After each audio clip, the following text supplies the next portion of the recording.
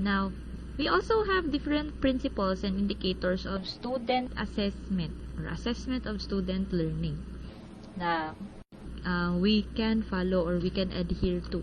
Now, first is that the primary purpose of assessment is to improve student learning.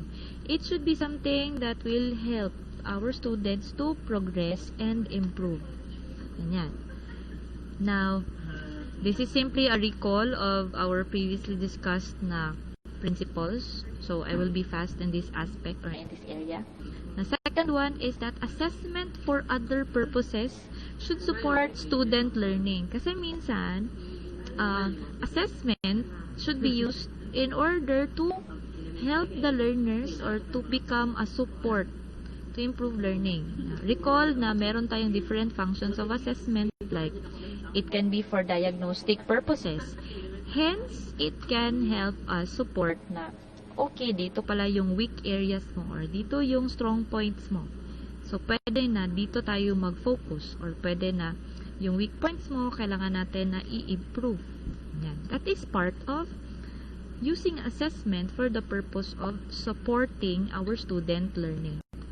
The third one is that assessment systems should be or are fair to all students. Now, minsan kasi may mga students tayo that can display learning in different or in another form. Say for example, hindi siya masyadong magaling mag-speak or mag-public speak, pero magaling siyang magsulat. Ganyan. Hence, we will still be able to determine our students' capacities and abilities. So, therefore, we need to provide different opportunities and avenues for them to display their learning. Ganon. Now, the fourth principle is that professional collaboration and development support assessment. So, assessment is not only done by one teacher alone or one person alone, but more on a collaboration between different professionals. Hindi lang educators, but also other student support services. Say, for example, pwede na yung nasa guidance and testing centers, they can be part of the assessment for the students' learning. Ganyan. Okay? So, their competence is strengthened by groups of teachers scoring students' work at their level, but also, or aside from that, is also other forms of, or other professionals that can help the learner improve and be more competent. Okay? Now, the fifth principle is that the broad community participates in assessment development. So, hindi lang si teacher yung gumagawa ng assessment, but also, we have other experts na involved.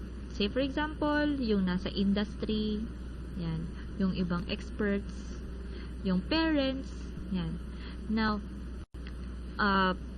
few people, or we call them, or we call these community members as stakeholders, which includes the parents, the students, yung nasa community kung saan yung school na belong, yan, the teachers, and the educational system itself, by which na kung saan nag-ooperate yung school. Yan. They are all part of the assessment development. Now, the sixth principle is to determine that communication about assessment should be regular and clear. Yan.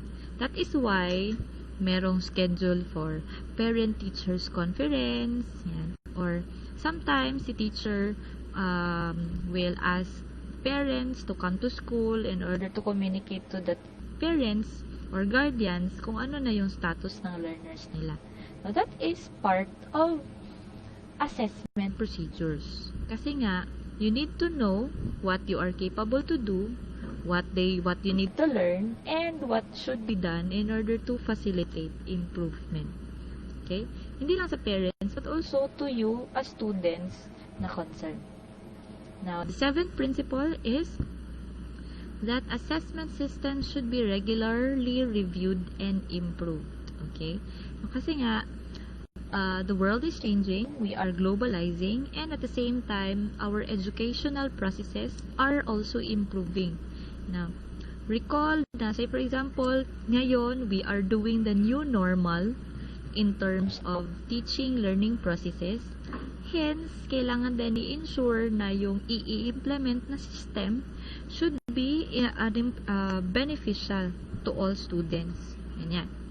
And also, since meron tayong changes, hence we need to check or determine whether these changes are actually effective when we do the assessment. Ganon siya. Okay? Now, what are the criteria that are there in order to describe assessments? Now, assessment has three general purposes. It can be for administrative reasons, like for example, for placement, promotion in terms of, for example, from one grade level to another, from 1 year level to another. Instructional purposes such as for diagnosis or evidences of progress, and evaluating the curriculum as well. And also for the purpose of research in order to determine topics for exploration and experimentation. Okay. Now, assessment can be done or utilized in those given purposes.